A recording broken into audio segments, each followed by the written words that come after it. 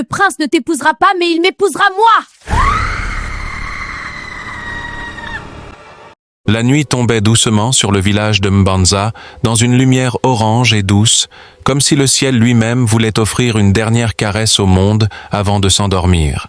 Les femmes rentraient des champs avec leurs paniers tressés posés sur la tête, les enfants criaient et couraient entre les cases, et les vieux assis devant leurs portes fumaient leurs pipes en silence, les yeux perdus dans des souvenirs que personne ne pouvait voir. C'est dans ce village-là, ce village qui sentait la terre mouillée, le bois brûlé et le manioc en train de cuire, qu'elle vivait. Elle s'appelait Sophie, et Sophie n'était pas une femme ordinaire, même si elle-même ne le savait pas encore tout à fait. Il y avait en elle quelque chose que les mots avaient du mal à saisir. Ce n'était pas seulement sa peau, lisse et profonde comme de l'ébène poli par les années. Ce n'était pas seulement ses pommettes hautes, ni ses lèvres pleines, ni la façon dont ses tresses tombaient sur ses épaules comme une couronne naturelle que personne ne lui avait donnée, mais que personne ne pouvait lui enlever. C'était autre chose, quelque chose qui venait de plus loin, de plus profond. Les hommes du village se retournaient sur son passage sans toujours comprendre pourquoi. Les femmes aussi, parfois, s'arrêtèrent de parler quand elle entrait quelque part. Pas par jalousie, pas encore. Juste parce qu'il y avait en elle cette lumière indéfinissable, cette chose qu'on ne peut pas nommer et qu'on ne peut pas non plus ignorer. Ses sandales claquaient sur le bitume fissuré. Elle marchait vite, trop vite. Elle voulait crier, elle voulait danser. Elle voulait que le monde entier sache ce qu'elle venait d'apprendre. Son cœur battait si fort qu'elle avait l'impression qu'on pouvait l'entendre depuis l'autre bout du village. Ses mains tremblaient légèrement. Elle serrait contre sa poitrine une enveloppe froissée, une simple enveloppe blanche avec en tête du palais royal de Mbanza, et à l'intérieur de cette enveloppe se trouvait une lettre qui venait de changer le cours de sa vie. Elle avait été promue. Après 3 ans de travail acharné au service de l'administration royale, 3 ans à copier des documents à la bougie quand le courant sautait, 3 ans à sourire même quand les supérieurs la regardaient de haut parce qu'elle venait d'un quartier pauvre du village, elle avait été promue. Elle allait devenir coordinatrice des affaires culturelles du royaume. Un poste que personne avant elle, dans sa famille, n'avait jamais occupé. Sa mère allait pleurer. Son père allait sortir le vin de palme qu'il gardait pour les grandes occasions. Mais avant tout le monde, avant sa mère, avant son père, avant les voisins et les cousins et les tantes, il y avait quelqu'un qu'elle voulait voir en premier. Claire, sa meilleure amie, sa sœur de cœur, celle avec qui elle avait grandi, celle avec qui elle avait partagé les bols de foufou les soirs de fête, celle qu'il avait tenue dans ses bras la nuit où son grand-père était mort, celle qui connaissait chacun de ses secrets et chacune de ses peurs. Sophie poussa le portail en bois de la petite cour de Claire et cria avant même d'être entrée. « Claire, Claire, sors, viens vite, j'ai quelque chose à te dire. » Il y eut un bruit de casserole, puis des pas, puis la silhouette de Claire apparut dans l'encadrement de la porte. Elle était grande, Claire, plus grande que Sophie. Elle avait un visage que beaucoup trouvaient beau, avec ses yeux clairs pour une femme de leur village, ses dents blanches et son sourire facile. Mais ce soir-là, ce sourire mit une fraction de seconde de trop à apparaître. Une fraction de seconde que Sophie ne remarqua pas. « Sophie, qu'est-ce qui se passe? Pourquoi tu cours comme ça? Tu as vu un serpent ?» dit Claire en riant, en s'essuyant les mains sur son pagne. Sophie traversa la cour en 3 enjambées et agrippa les 2 mains de son amie. « Claire, Claire, écoute-moi bien. » Elle prit une grande inspiration. « J'ai été promue. » Le silence dura 1 seconde, 2 secondes. Puis Claire ouvrit grand les yeux et porta les mains à sa bouche. « Non. »« Si !» cria Sophie. « Sophie ! Claire !» Les 2 femmes se jetèrent dans les bras l'une de l'autre et tournèrent en riant dans la cour poussiéreuse, sous le regard surpris d'une poule qui s'enfuit en caquetant vers le mur. « Coordinatrice des affaires culturelles du royaume ?»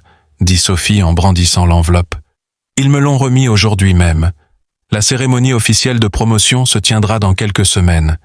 Il y aura le roi, les notables, tout le monde. » Claire prit l'enveloppe et fit semblant de la lire, les yeux parcourant les lignes. Ses lèvres souriaient. Son visage rayonnait d'une joie parfaitement construite, parfaitement placée. « Je suis tellement fière de toi, » dit-elle d'une voix douce, presque émue. « Tu mérites ça, Sophie, plus que quiconque dans ce village. » Elle serra à nouveau son amie contre elle, et contre l'épaule de Sophie, le sourire de Claire disparut. Ses yeux devinrent froids, durs, comme deux pierres au fond d'une rivière que personne ne voit parce que l'eau au-dessus est trop belle. Car Claire savait.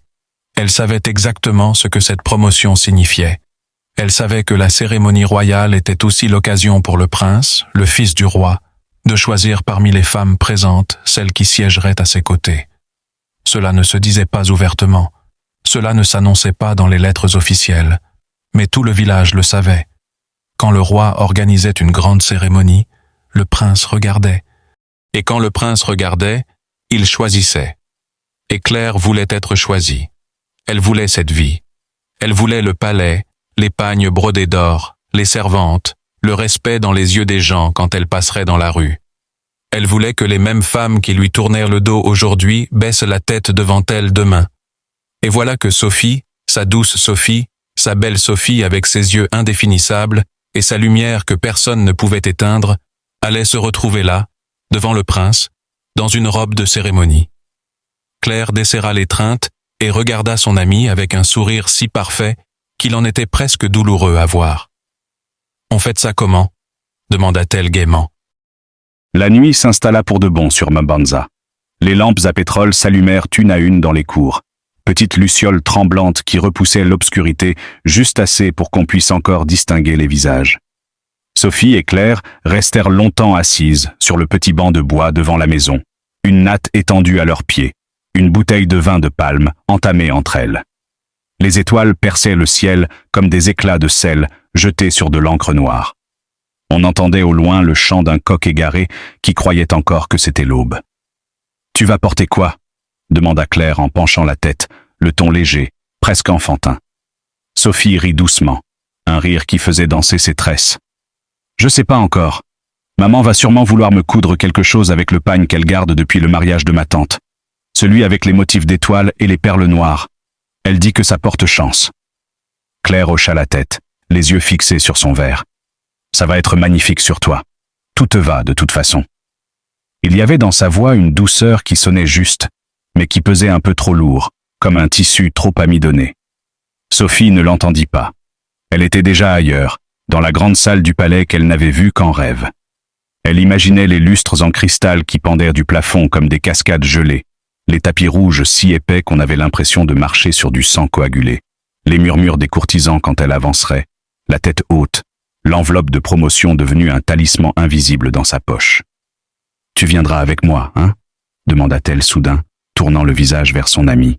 « Le jour de la cérémonie, je veux que tu sois là, à côté de moi, comme toujours. » Claire baissa les yeux une seconde, juste le temps de cacher l'éclair qui traversa ses pupilles.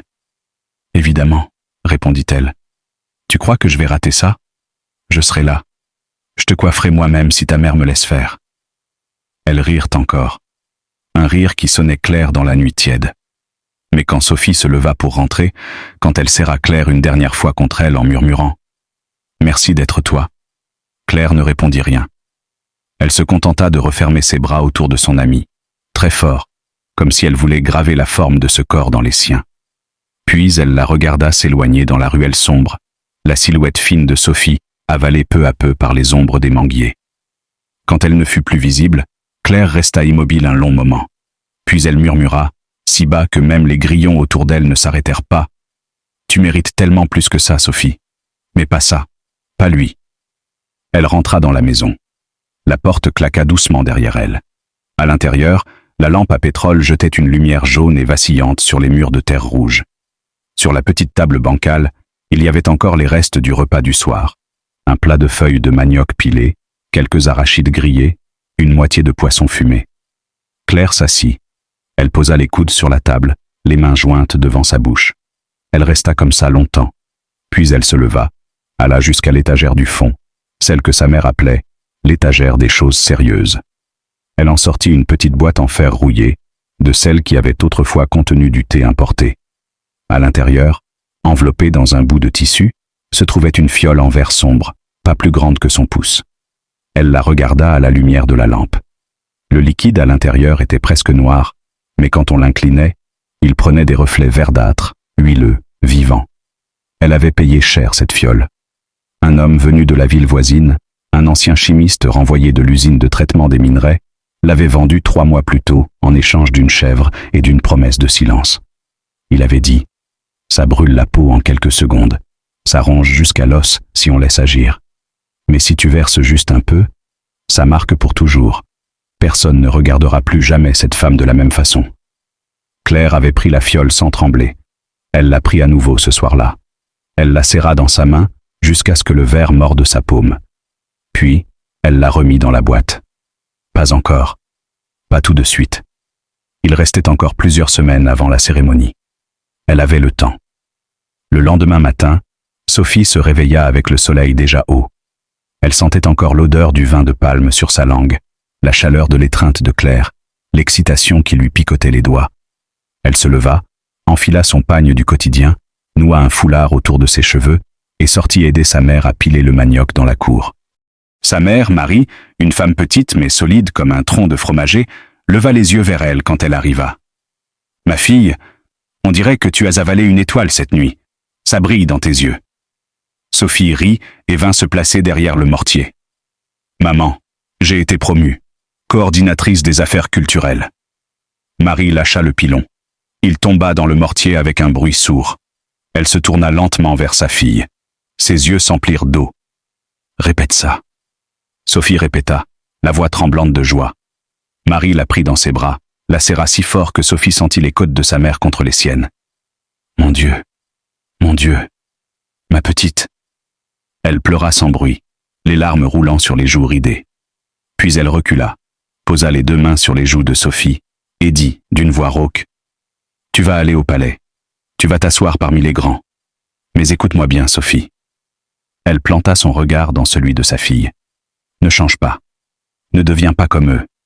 Garde ton cœur ici, dans la terre, dans la poussière, dans les mains qui pilonnent et les pieds qui marchent pieds nus. Promets-le-moi. » Sophie hocha la tête, émue. « Je te le promets, maman. » Ce jour-là, le village entier sut.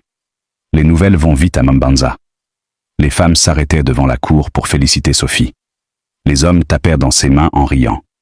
Même le vieux Pierre, celui qui ne parlait presque jamais, vint poser une noix de cola sur le seuil de la maison et dit simplement « Que Dieu te garde, enfant. » Mais Claire n'était pas là. Elle était partie tôt, avait dit sa petite sœur à Sophie quand celle-ci était passée la chercher pour aller au marché. Elle est allée en ville. Elle a dit qu'elle rentrait tard. Sophie haussa les épaules, un peu déçue mais pas inquiète. Claire faisait souvent ça. Elle disparaissait parfois une journée entière, revenait avec des histoires de tissus achetés à bas prix, de rencontres improbables, de rêves qu'elle racontait à mi-voix. Sophie ne posa pas plus de questions. Elle passa la journée à travailler, à rire, à répondre aux félicitations, le cœur léger.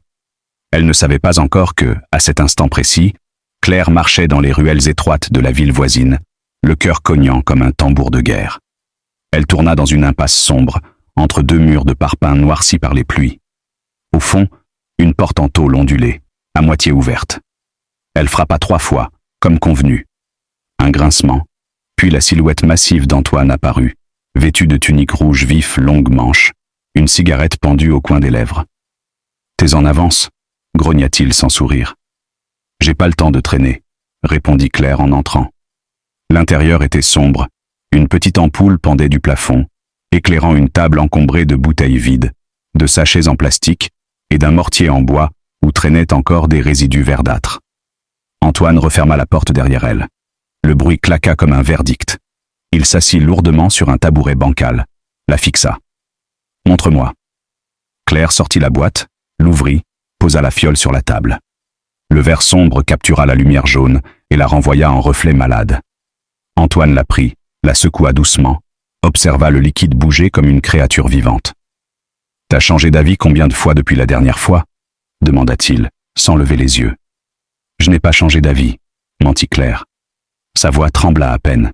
« J'ai juste besoin d'être sûr. Combien de temps ça met? Vraiment. » Antoine posa la fiole, se pencha en avant, les coudes sur les genoux. « Si tu verses tout d'un coup, elle hurle en moins de 10 secondes. La peau fond, les nerfs grillent, elle perd connaissance vite. Mais si tu veux juste marquer... » Il fit un geste vague avec sa main. Quelques gouttes sur le visage, pendant qu'elle dort. Elle se réveillera avec la sensation d'un feu lent. Ça prendra des heures pour que les cloques apparaissent vraiment. Le lendemain matin, elle sera méconnaissable. Pas morte, mais finie pour les yeux d'un prince. Claire déglutit. Et si on la soigne vite? Antoine ricana. Dans ce pays? Avec quoi? Les hôpitaux ici mettent 3 jours à te voir pour une fièvre. Pour de l'acide industriel? Elle aura de la chance si on lui donne du paracétamol. Les cicatrices resteront profondes, irréversibles. Il se tut un instant, la regarda vraiment cette fois. Pourquoi tu hésites encore, Claire? Tu m'as dit qu'elle t'avait volé ta place, que c'était toi qui devais être choisie, que tu avais tout sacrifié pour ça. Claire serra les poings. Parce que c'est ma sœur, parce qu'on a grandi ensemble, parce que quand ma mère est morte, c'est elle qui m'a nourri avec son propre bol. Parce que... Sa voix se brisa. Antoine haussa les épaules. Les sœurs volent aussi. Les sœurs prennent ce qui te revient. Si tu la laisses aller au palais, elle aura tout. Toi, tu resteras la fille du village avec les yeux clairs et le sourire facile.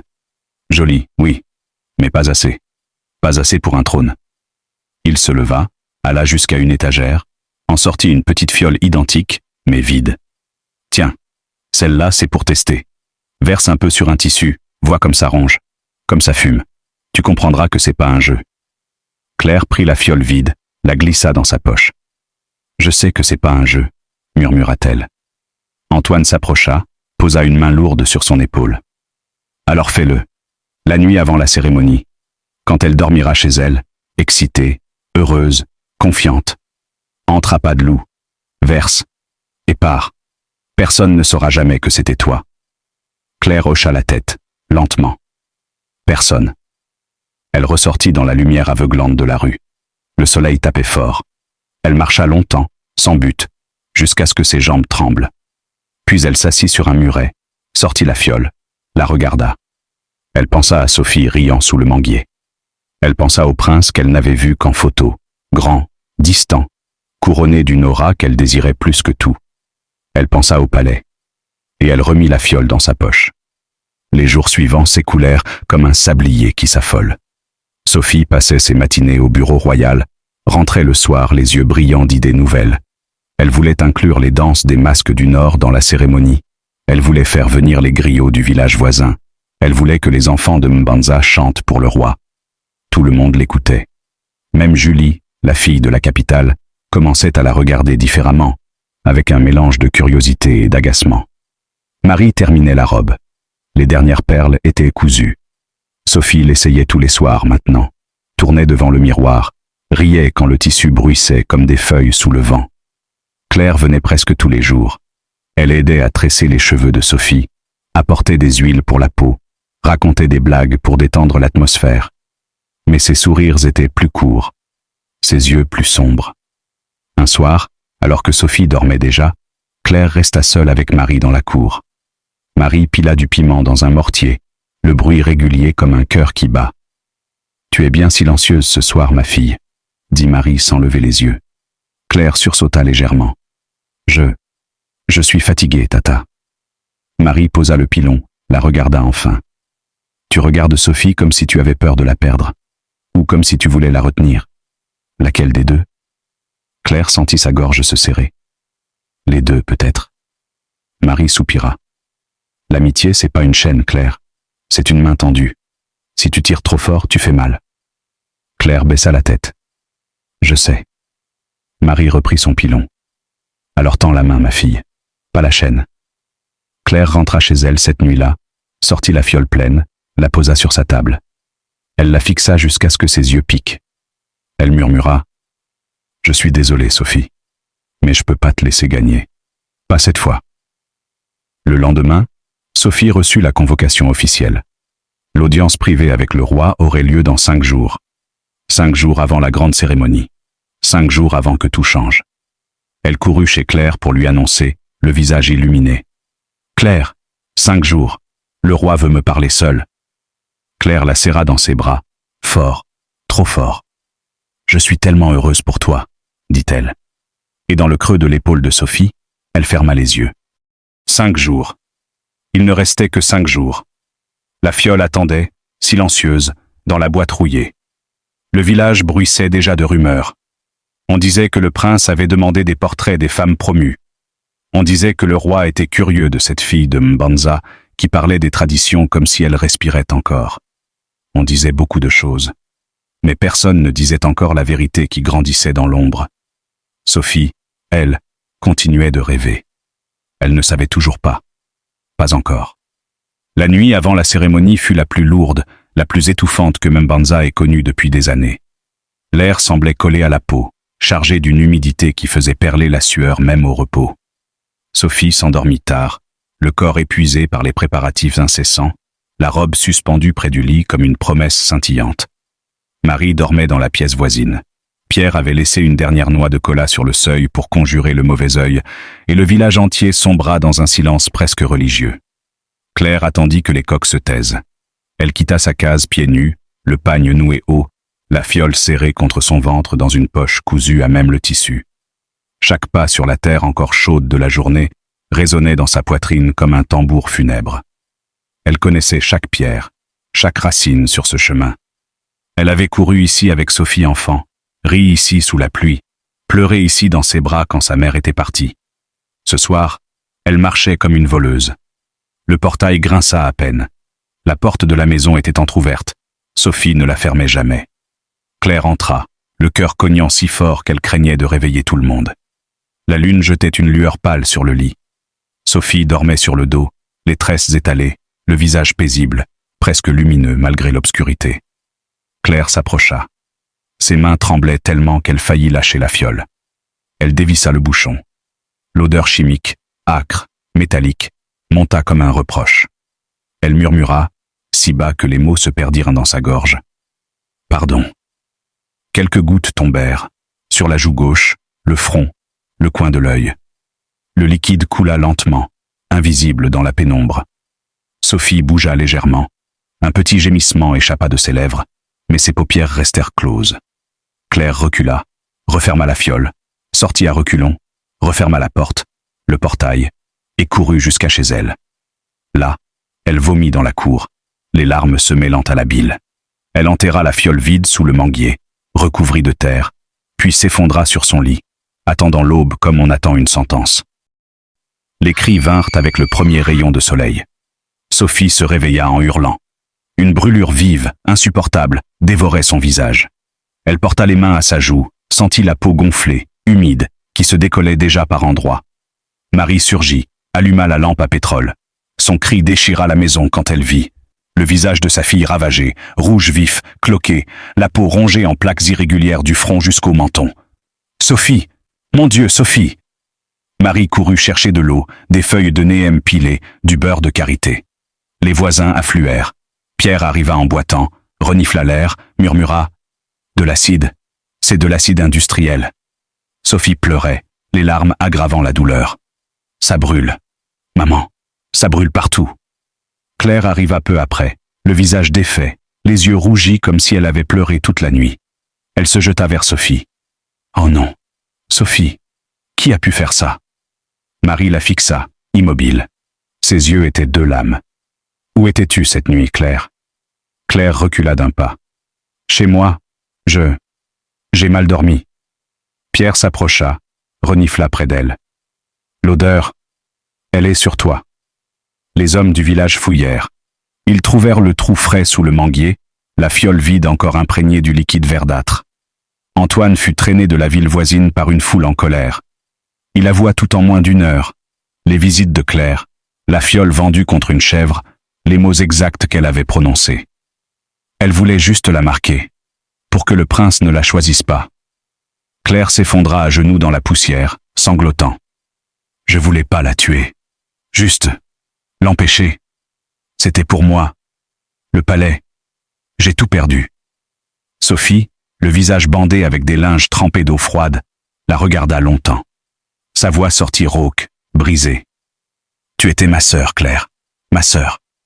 Claire baissa la tête, incapable de répondre. Les gardes royaux arrivèrent avant midi. Claire fut emmenée menottée, le visage tuméfié par les gifles des femmes du village. On murmura qu'elle serait jugée pour tentative de mutilation volontaire, condamnée aux travaux forcés dans les carrières du Sud, loin de tout. Sa case fut laissée vide. Sa petite sœur partit vivre chez une tante, les yeux hantés. Sophie refusa d'abord d'aller au palais. « Regarde-moi, maman. Je suis finie. » Marie la força à se lever, les mains fermes sur ses épaules. « Tu es vivante, tu es forte, et tu iras. Pas pour eux, pour toi, pour nous. » Pierre ajouta, la voix grave. « Les cicatrices ne sont pas une honte, enfant. Ce sont des médailles que la vie t'a clouées dessus. Porte-les. » Julie, la collègue de la capitale, vint la chercher en personne avec une voiture royale. Elle aida Sophie à enfiler la robe. Le tissu aux motifs d'étoiles et aux perles noires tombait parfaitement, masquant les tremblements de ses mains. Le visage restait visible. Les marques rouges, les plaques boursouflées, les lignes irrégulières qui donnaient à ses traits une intensité nouvelle, presque sculpturale. Le palais était une mer de couleurs et de sons. Les griots chantaient, les enfants dansaient, les courtisans murmuraient. Le roi Nicolas siégeait sur son trône d'ivoire et d'or, le prince Paul à sa droite, grand, silencieux, observant tout avec un détachement princier. Les promus défilèrent. Quand Sophie avança, un silence tomba sur la salle, plus lourd qu'un orage. Elle marcha tête haute, les cicatrices brillant sous les lustres comme des rivières de lave refroidies. Elle s'inclina, présenta son projet culturel d'une voix claire, malgré la douleur qui pulsait encore sous les bandages légers. Le roi se leva. Lentement. Il descendit les marches, la salle retenant son souffle. Il s'arrêta devant elle, la regarda longuement. Ses yeux, sages, fatigués par les années, s'emplirent d'une émotion brute. Il tendit la main, effleura doucement son menton pour tourner son visage vers la lumière. « Qui t'a fait cela ?» demanda-t-il, la voix basse mais ferme, empreinte d'une colère contenue et d'une tendresse inattendue. Sophie raconta, sans larmes, sans baisser les yeux. Elle parla de la jalousie, de la trahison, de la fiole dans la nuit. La salle écoutait, immobile. Quand elle eut fini, le roi se tourna vers la cour. Sa voix porta, claire et puissante. « Regardez cette femme. On a voulu l'effacer. On a voulu la briser. Et pourtant elle est là, devant nous, intacte dans son cœur, dans sa dignité, dans sa lumière. Les cicatrices ne la diminuent pas. Elles la révèlent. » Il se tourna vers Sophie, posa les deux mains sur ses épaules. « C'est toi que je choisis pour siéger à mes côtés sur ce trône. Cicatrice comprise. Pas parce que tu es parfaite, parce que tu es vraie, parce que ce royaume a besoin de quelqu'un qui connaît la douleur et qui choisit quand même la force. » Un murmure parcourut la salle, puis des applaudissements éclatèrent, d'abord timides, puis assourdissants. Le prince Paul inclina la tête en signe d'approbation. Il n'avait jamais été question de lui ce jour-là. Son père, veuf depuis longtemps, avait décidé seul. Sophie pleura alors, mais de soulagement, de joie, d'incrédulité. Elle accepta. La cérémonie se transforma en liesse. Marie fut appelée sur l'estrade, embrassée par le roi, honorée comme une mère de reine. La famille entière, cousins, tantes, oncles, reçut des terres, des titres, des promesses de protection. Sophie fut emmenée pour des soins royaux. Les meilleurs médecins du royaume vinrent, appliquèrent des onguents précieux, atténuèrent la douleur sans effacer les marques. Ces cicatrices devinrent, avec le temps, un symbole. Les femmes du royaume les dessinaient sur leur propre visage lors des fêtes, en signe de résilience. Sophie épousa Nicolas quelques mois plus tard, dans une cérémonie simple mais profonde. Elle influença le royaume avec sagesse. Elle fit revivre les traditions oubliées, protégea les villages, créa des écoles pour les filles.